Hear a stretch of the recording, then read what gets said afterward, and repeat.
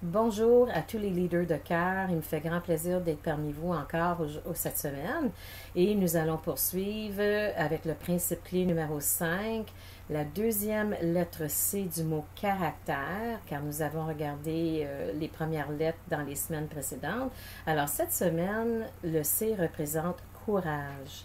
Alors un leader de cœur fait toujours preuve de courage.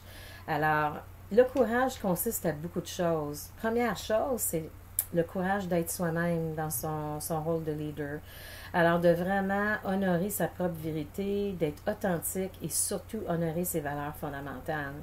Alors, ça prend du courage parce que parfois, cela va demander des conversations assez intenses pour pouvoir faire respecter non seulement nos valeurs fondamentales, mais aussi notre point de vue. Beaucoup plus facile de dire ce que tout le monde aimerait entendre versus de dire les vraies choses. Alors, l'authenticité, dire les vraies choses, le courage de challenger le statu quo lorsque nous savons très bien que la façon de faire en ce moment ne fonctionne pas. Alors, si je choisis de rien dire et de ne pas faire de vagues, mais pendant ce temps-là, il n'y a aucun changement qui va être possible et puis tout le monde va continuer à se plaindre. Alors, cela demande du courage de challenger le statu quo, mais pas juste d'apporter un argument, d'apporter une perception et une possibilité de solutions différentes. Alors, je peux dire je suis pas d'accord, mais par contre, je vous invite à considérer ceci. Alors, j'ai beaucoup plus de chances de contribuer à un changement positif, que ce soit au niveau de mon peuple, que ce soit au niveau de ma famille, que ce soit au niveau de ma communauté.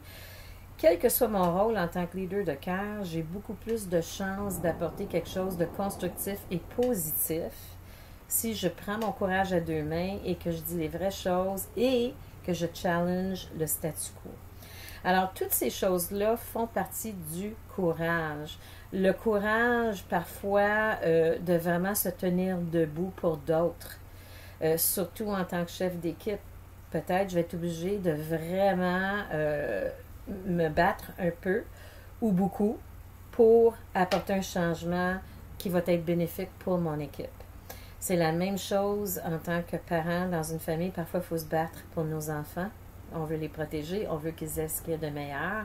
Alors, parfois, ça va me demander d'avoir des conversations intenses avec les parties concernées pour pouvoir m'assurer que l'enfant a ce qu'il y a de meilleur pour pouvoir avancer et grandir de façon positive dans la vie et devenir un autre leader de cœur avec le temps. Alors, c'est tous des exemples de courage.